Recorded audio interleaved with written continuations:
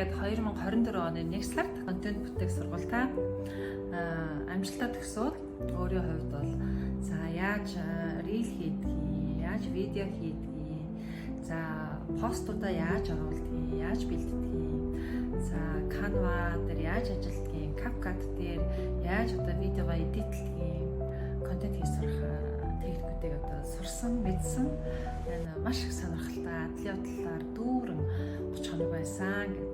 За миний хувьд бол рил хийх дуртай, бичлэг хийх дуртай, урт байгаа зүйлийг хүн төх дуртай, хүн заах дуртай. За ямар ч байсан би өөрийнхөө хүссэн зүйлийг хийх ёстой, шаардлагатай чадруудыг, шаардлагатай одоо скиллүүдээ тэгээд дортоор нь би хэд явах ёстой гэдэг дөрмийг баримталсан. Тийм учраас одоо та бүхэн 45-аас дээш бол 40-с дээш бол одоо бити өөрийгөө хориодсон, хоцорсон, одоо бидний үе өнгөрсөн ч гэдэг юм тий, өөрийгөө тэгж бити голоорой, өөрийгөө бити дутуу үнэлээрэй.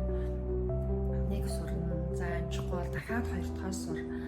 Ерөөсө бити боож өгөрөө. За тэгснээрээ би өнөөдөр өөрийнхөө Signature Style Mongolia гэдэг пэйжийг 2024 оны яг 3 сард байна уу да. 2-3 сард би нээжсэн.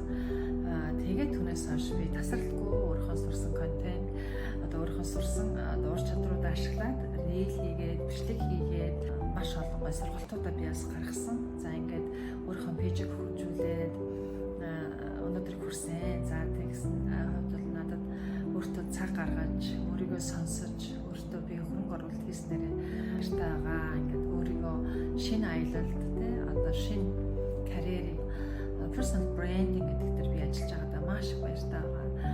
Би шийдвэр гаргасандаа үнэхээр сэтгэл хангалуун байна гэв. За та бүтээгээч гэсэн бас тий мэдээж эдит хийгээд амаргүй, энэ бүгдийг хийгээд ард нь гарахад амаргүй. YouTube-с бичлэгүүд үзээ сурч болно. Гэхдээ бас амаргүй учраас багшаа удирдлаганд 30 хоног маш гоё системтэй ингээд хичээл болгоод оруулчихсан. Монгол хэлээрээ заадаг. За ингээд энэ сургалтанд ороорой.